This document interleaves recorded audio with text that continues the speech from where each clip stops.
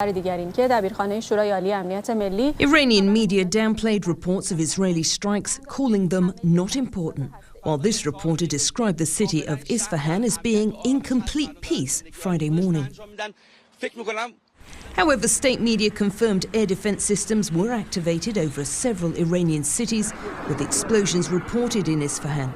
3 drones were shot down over the city and flights were briefly suspended. After days of calling for a restraint, officials in Washington confirmed the strikes. The current phase of the conflict began at the beginning of the month, with the suspected Israeli airstrike on the Iranian embassy in the Syrian capital of Damascus, killing 7 members of the Islamic Revolutionary Guard, including 2 senior commanders. On April the 13th, Iran launched a barrage of hundreds of missiles and drones at Israel, the first time it had ever launched a direct attack on Israeli territory. The majority of them were shot down with only limited damage caused.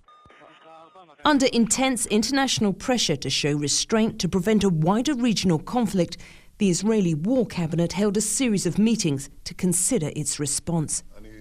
It's not clear if Israel plans any more action. Iranian officials have said there are no plans for an immediate response. The international nuclear watchdog, the IAEA, says there is no damage to Iran's nuclear sites, while stressing that nuclear facilities should never be a target in military conflict. European Union chief Ursula von der Leyen said it was absolutely necessary for all parties to refrain from further action. China is also pushing for an end to the current hostilities.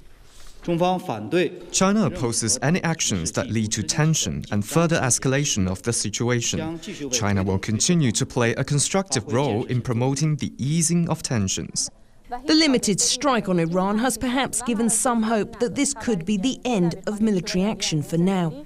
However, international concern remains high. The 2 countries have conducted a so-called shadow war for over 4 decades, but it has now spilled into the open, changing the rules of the game for both sides. Catherine Drew, CGTN.